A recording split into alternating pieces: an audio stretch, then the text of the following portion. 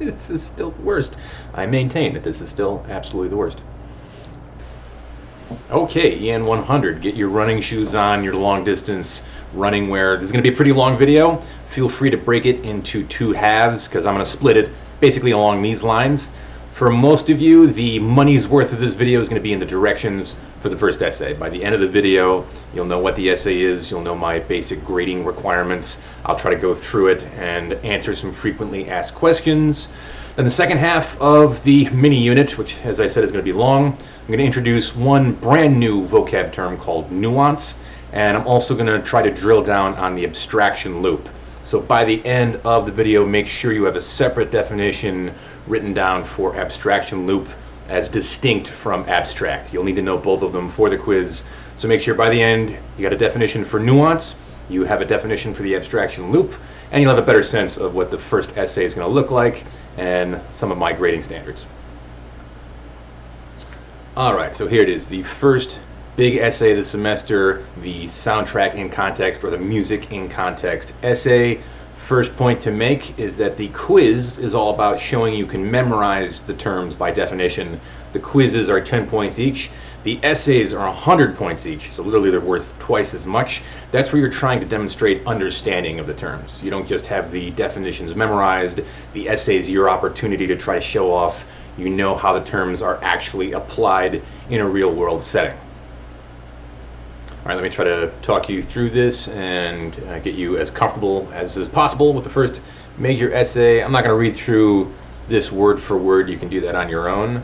But I deliberately did want to add, really the main point of the essay is to practice breaking out of what I'm going to define as the abstraction loop. I'll give you examples of what I mean by that. But essentially it's practicing developing an idea forward as opposed to just repeating yourself, or some people call that fluffing, or straight up BS. In other words, you can make a long paper that doesn't say anything. Your goal here is to have a paper that is well developed, and so that length is actually digging into ideas and pushing them forward as opposed to just repeating yourself with different words.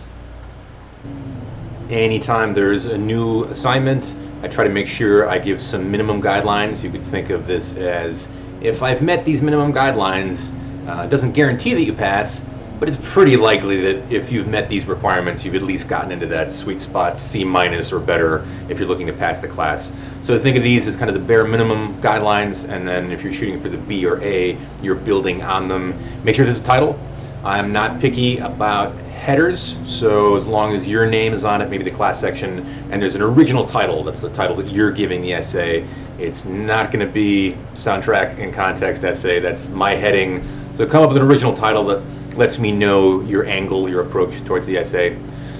Basic minimum formatting, make sure it's typed, obviously, double space, 12-point font, Times New Roman or Courier, just some kind of normal font that's not Comic Sans or I got a paper in Wingdings once, don't do that.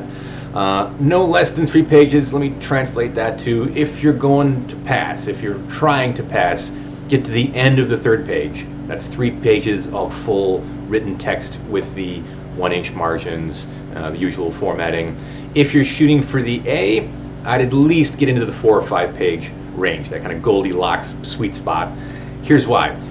Just because it's longer, does that mean it's better? Certainly not. You can BS for 10 pages, you can BS for 2 pages.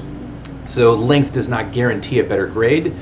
But think of it this way. The longer it is, the more room and time you have to have stumbled into some good ideas, some metacognitive analysis, some good critical thinking, some observations you may not have made if you didn't sit with a topic for as long. So it doesn't guarantee a better grade, but making the paper a little bit longer increases the likelihood that you've experimented into some good analysis or developed an idea past that superficial level. Let me clarify, at least 3 quotes from the songs themselves. That's 3 quotes total, that's not 3 quotes from each song. So you may have a classical piece of classical music, you may have some Australian didgeridoo music that you feel very strongly about. Those don't have lyrics, so of course you wouldn't be able to quote them. So maybe there's one song where the lyrics are important because they mean something to you, and you might just spread 3 quotes from that one song throughout the paper. It might be 1 quote from one song, 1 quote from another song, and then a quote from the artist. Here's something he said about the piece that he wrote. So you can use those quotes however you want. Just make sure you have 3 quotes because you're practicing Concreteness: as soon as you have a quote in your paper that is a contract that says somebody else said this word for word. By the way, that means if the song has some saucy language or some questionable material, as long as it's in quotes, that's not on you. This is what the other person said word for word. So if you're worried about foul language or content, use your own filter. But as long as you put it in quotes, you're saying this is what somebody else said, not me. So have some quotes in there, at least 3 spread throughout the essay. And I shouldn't have to say this if you went to high school, but a recognizable introduction and concluding paragraph. The intro is going to set up some main ideas, get the conversation started. Make sure for sure that it has a thesis statement. I'm gonna try to put an entire video together just on thesis statements for this essay. I'll try to give you like a step-by-step formula. Once you've decided what music you want to talk about, start looking for common themes. The thesis should tie the songs together. So you don't want 3 separate songs that are sort of like 3 mini essays that just happen to be near each other. If you're shooting for a B or higher, you want to make sure the songs are connected with some larger theme, concept, or idea, and that'll show up in your thesis statement. So with that thesis, that larger concept in mind, let me try to describe the biggest difference between a C paper and an A paper. Let's create a scenario for your paper, and let's pick 3 songs. One song was the song that your grandmother sang to you when you were a child, and she's no longer here. She succumbed to stage 4 leukemia. So this song is clearly very important to you because it's a memory that you connect to that experience and to that person who's important in your life. All right, so there's one song with some anecdotes about grandma and memories together, you using some concrete description to set up the importance of that song. So that's going to be part of your essay for sure. Second song. This is important to me because it's the song that was playing when I got my driver's license, and it was the first time I was driving alone legally, windows down, blowing in the hair that I used to have, and this song came on the radio. Sympathy for the Devil came on the radio. So that represents freedom, that represents independence, that's becoming your own person. All right, so we got a song that's important because it reminds us of grandma. We got a song that's important because it reminds us of our first car, independence, being our own person. And let's have a third song that's kind of grim and kind of dark. This is the song that represents the really bad breakup, the one that crushed you, the one that you thought you'd never recover from. But this song kind of represents moving past that, or resilience, or pushing forward in life. If you only had those 3 observations, you'd pass. If you got 3 or 4 pages of memories from grandma, description of that first car ride, the wind blowing through your hair along Lake Erie, and the horrible breakup, the feelings that you experienced, and kind of walking through the significance of that song to that experience, you're definitely passing. That's good enough. That'll get you like a C+ if you got the right details. Difference between the C+ paper and the A version of the exact same paper would be a thesis through line. So how could you connect all 3 of those concepts to each other? So you say, what do all those have in common? When grandma disappeared, I felt alone and vulnerable and kind of had to learn how to be my own person. I had to learn how to be independent from her. You know, the word independence reminds me of that car ride where I was my own person, experiencing those late teenage years and really feeling like a young adult. And that horrible breakup, it was awful, it was traumatic, but having gone through that, I felt like I came through with more independence and strength and self-sufficiency. There's your through line. If you started that paper with a reference to the theme that you can tie all the songs together with, independence, becoming your own person, and emotional resilience, your thesis statement will be something along these lines. All of these songs represent moments in my life where I was forced to experience resilience, being my own person, and a level of independence that I'd never felt before. So one sentence, one single statement that tries to tie things together, so you don't have 3 little essays, you've got one big essay. So for the entire rest of the semester, you're going to hear me harp on this notion of the abstraction loop. And really what I'm talking about is developing your ideas forward and using concrete supporting evidence as opposed to more generalizations. There's basically 2 main ways that you can do that for this upcoming essay. You can talk about the message of the song. A lot of you might choose songs because the lyrics are meaningful.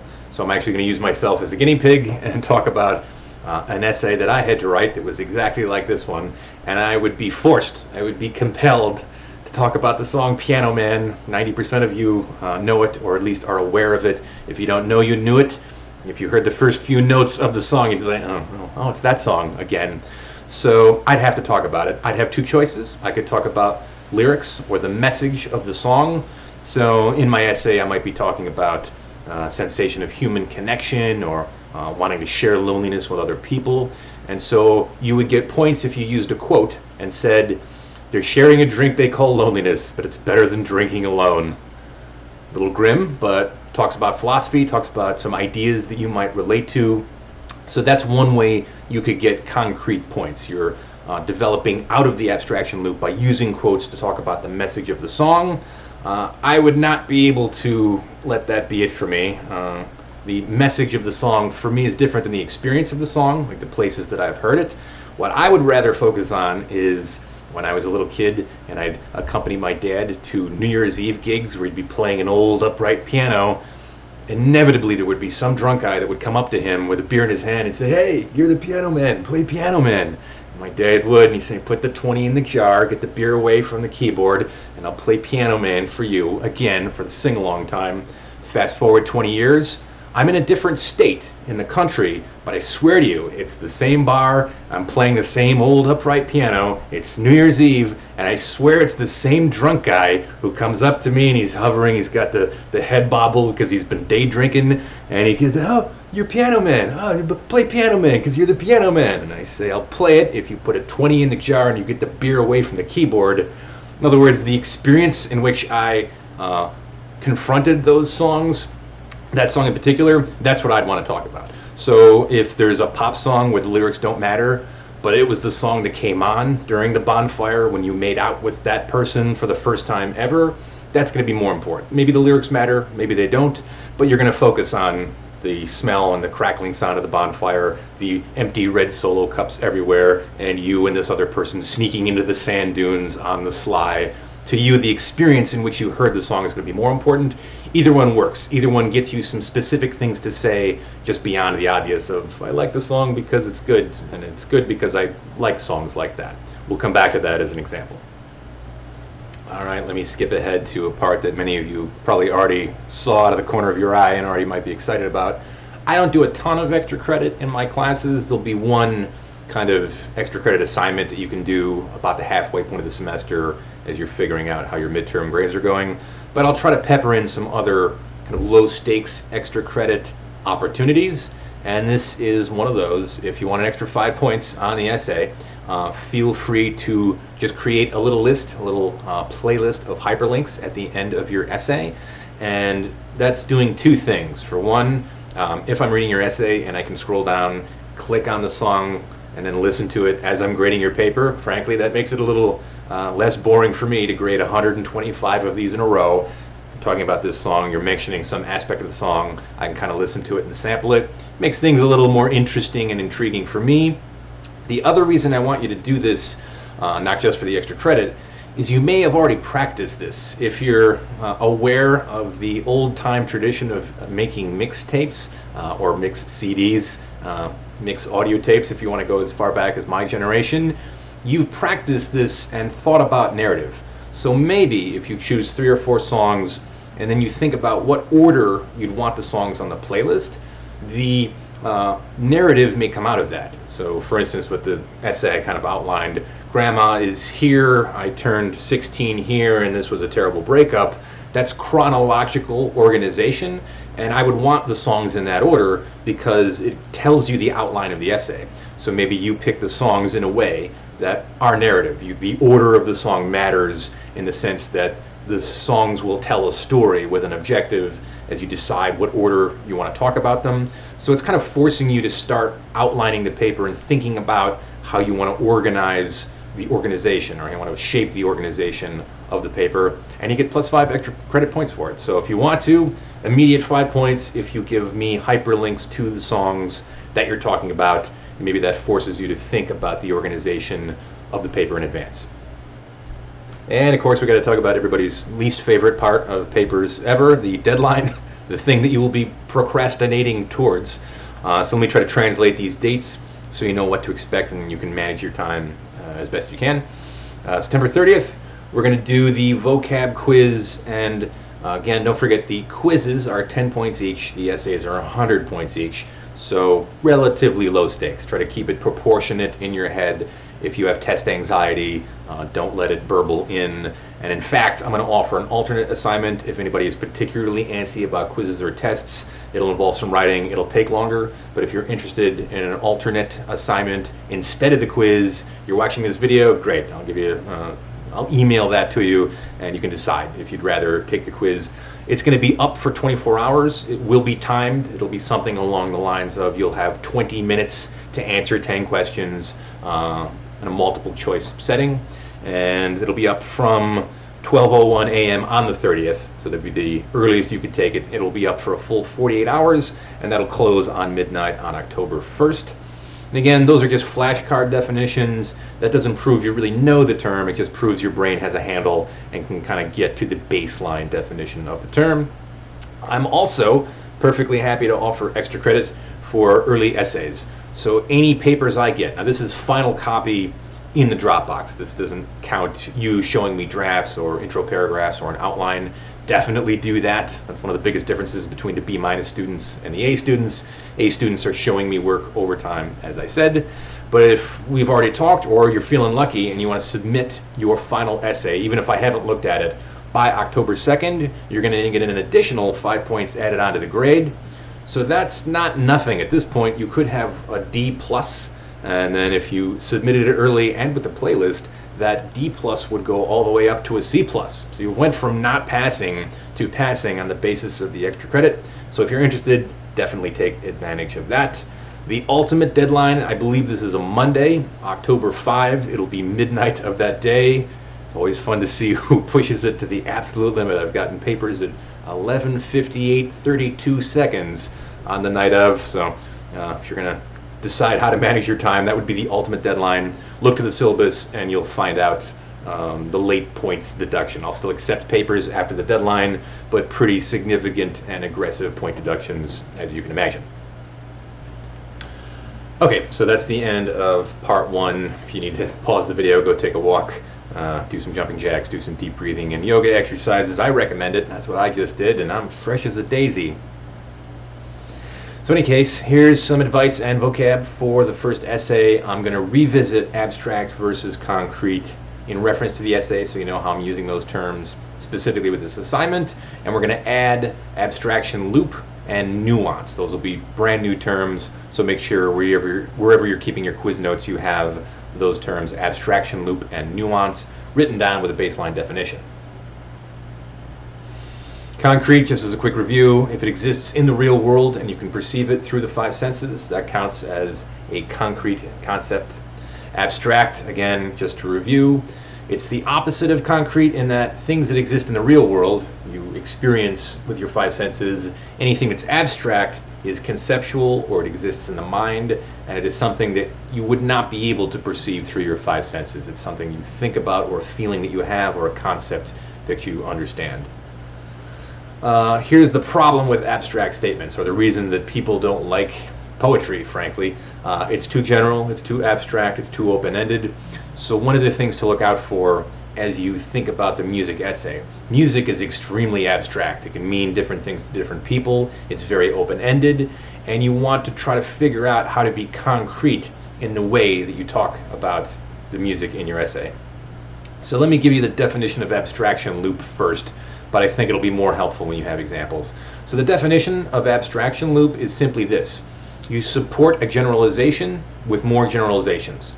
So it is cyclical in nature, and of course it's unhelpful because that's how you get a long essay that's really not saying anything. It's just generalizations and abstractions on top of each other and very little concrete context, very little actual evidence to work with.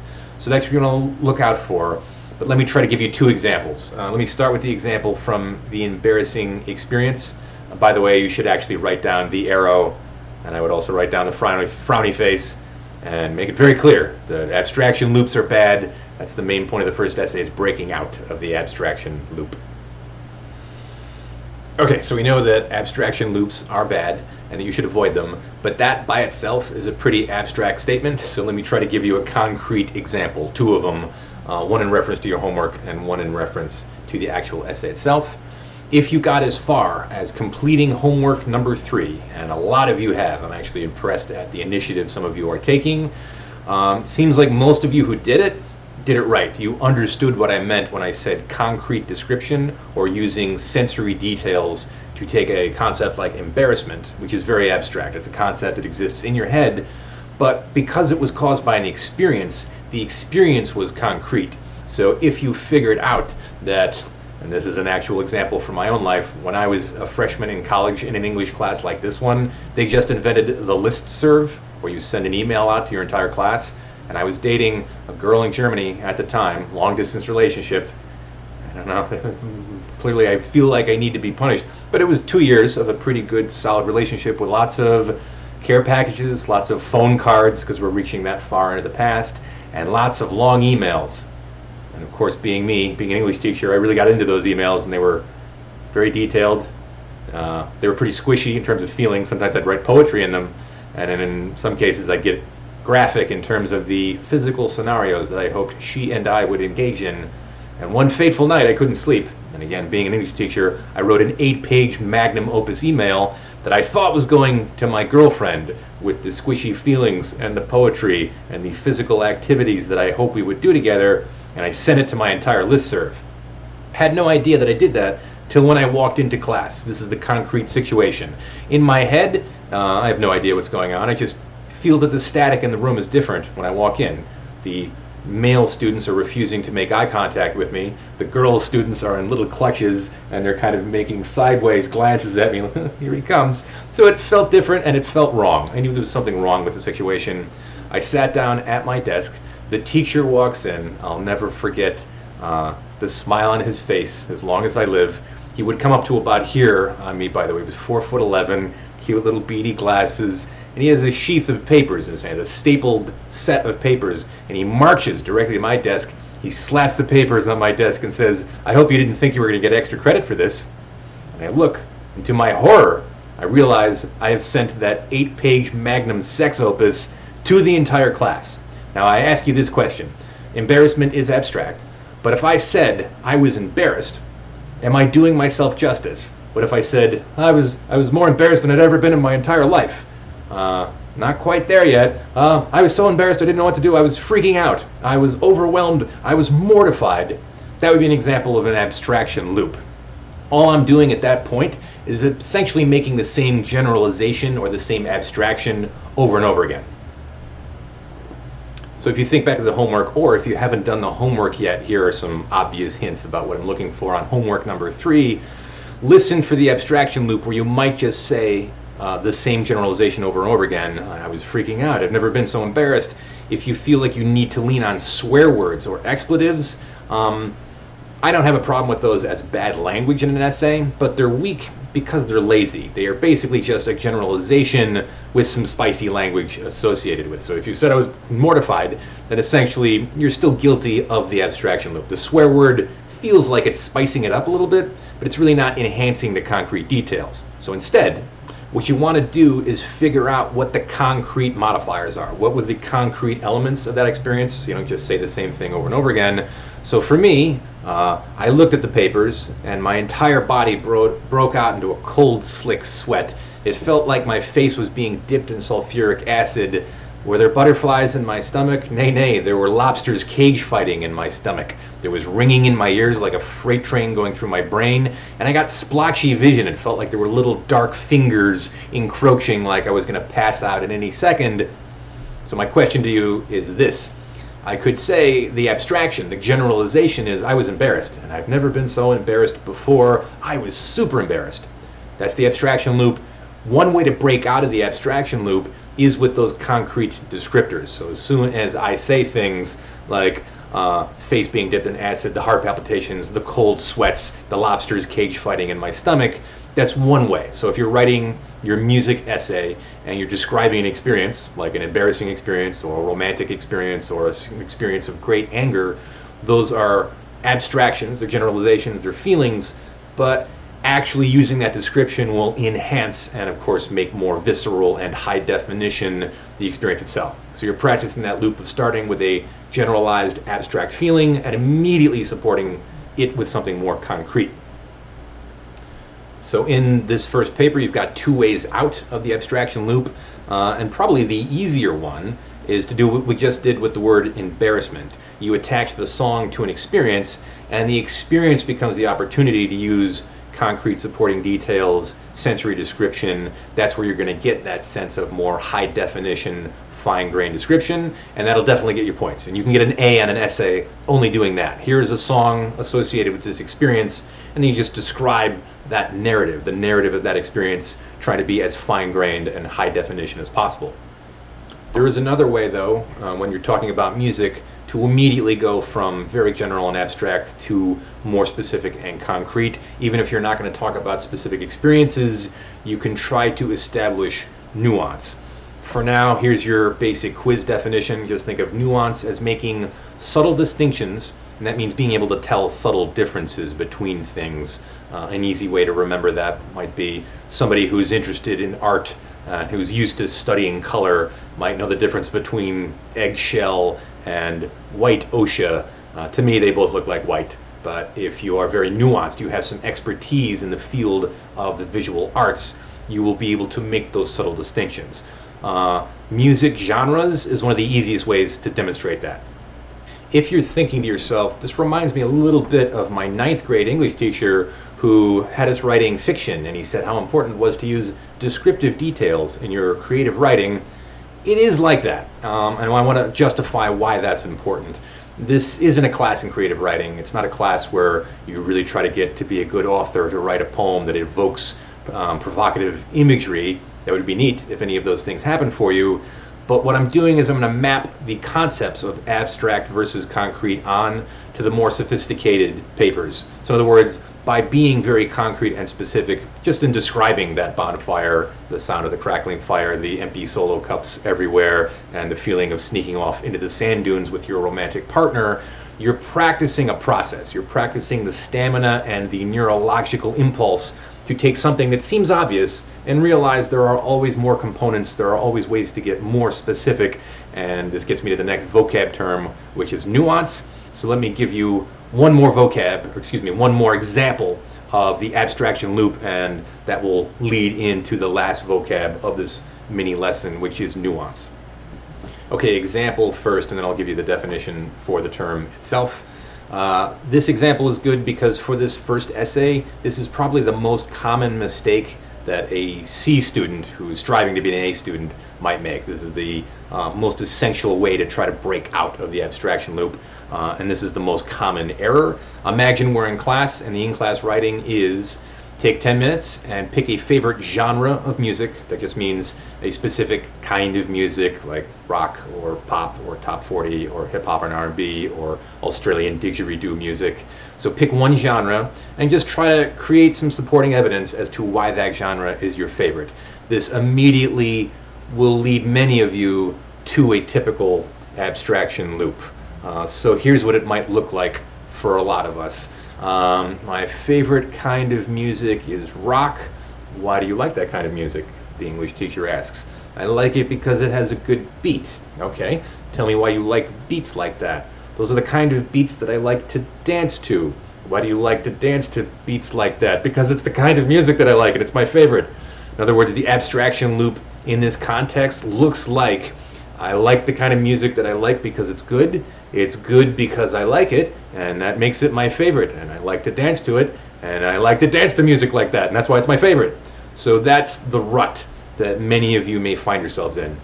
I don't really know why I like it. I just like it because I like it, and it's good because I like it, because I like things like that. So make sure you're thinking about that as the common problem. That's the most typical problem students will face with this essay, figuring out how to say more than just different versions of the same generalization. So in this first paper, you've got two ways out of the abstraction loop, and probably the easier one is to do what we just did with the word embarrassment. You attach the song to an experience, and the experience becomes the opportunity to use concrete supporting details, sensory description. That's where you're going to get that sense of more high definition, fine-grained description, and that'll definitely get you points. And you can get an A on an essay only doing that. Here's a song associated with this experience, and then you just describe that narrative, the narrative of that experience, trying to be as fine-grained and high definition as possible. There is another way, though, when you're talking about music, to immediately go from very general and abstract to more specific and concrete. Even if you're not going to talk about specific experiences, you can try to establish nuance. For now, here's your basic quiz definition. Just think of nuance as making subtle distinctions, and that means being able to tell subtle differences between things. An easy way to remember that might be somebody who's interested in art, who's used to studying color, might know the difference between eggshell and white ochre. To me, they both look like white. But if you are very nuanced, you have some expertise in the field of the visual arts, you will be able to make those subtle distinctions. Music genres is one of the easiest ways to demonstrate that. So if you have a favorite genre, you can tell how much of an expert somebody else is in that genre by how nuanced they are. So let's take the simplest version of that. If I asked you what your favorite genre of music and you said rock, that's a big umbrella. That's still pretty abstract. It's more specific than saying, I love all music. That would be the most general or the most squishy, but at least you've narrowed it down slightly and you've committed to saying you like rock. But that could cover anything from like the 1950s up on through West Coast prog rock of the late 90s and tomorrow's postmodern punk rock. So in other words, there's lots of ways to get more nuanced. And think of this slide as trying to visualize the journey from more general to more nuanced. So think of nuance as the opposite of a big generalization or a blanket statement, but it's a spectrum. You can gradually get more and more specific, therefore you're getting more and more nuanced. So one subdivision of rock, you might say, well, particularly I like electronic rock. That appeals to be more, gets you more specificity, and you're getting more concrete. Maybe in particular you like slow jam electronic rock because that again is a little bit more particular, it's a little bit more fine-grained. So we're getting more nuanced and we're getting more concrete as we move on the spectrum.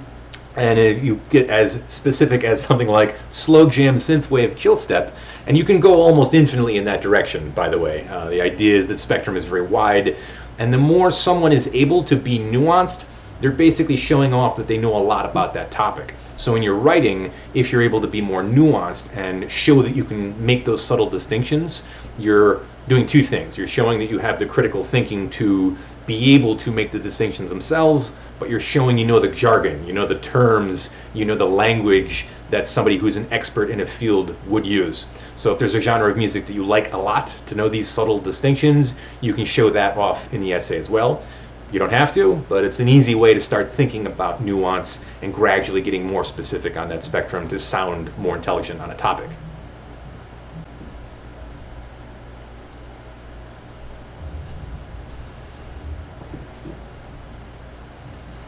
So, in conclusion, God, I hate that phrase.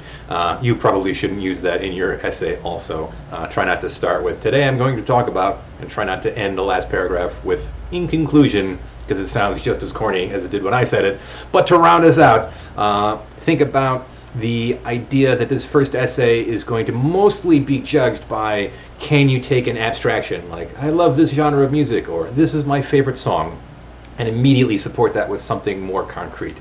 Could be an experience in which you heard the song, could be a person like grandma who you associate with the song, you describe them or experiences that you had with them, or it could be you actually showing off knowledge of a musical genre and showing that you understand some of the nuances or specifics of that genre. Any of those would get you there as long as you're able to get outside of that loop of, I like it because it's good, and it's good because I like it. Okay, that's it for this mini lesson. Mini gets quotes around it. Email me, as always, with questions. I imagine it'll be a lot because it's the first big assignment. Always feel free to show me samples, outlines, intro paragraphs. Here's 2 possible essay topics. Which one would be better or easier? Always happy to make those suggestions. And most importantly, show me a whole essay. I'll grade it. I'll send it back to you before the actual deadline, and you can make as many or as little adjustments as you want. If you're in a B contract, you could send me an entire essay. I say, yeah, it's about a B- as is. And you could say, well, that means I still have a B in the class. I say, absolutely, and you're done. In that case, though, if you submitted it early, don't forget you'd also get the +5 extra credit points, which means not only is it a B, you know it's a B, but it's a B+ now because you submitted it by that early deadline. All right, email if you have follow-up questions. Be well in the meantime. Talk to you guys soon.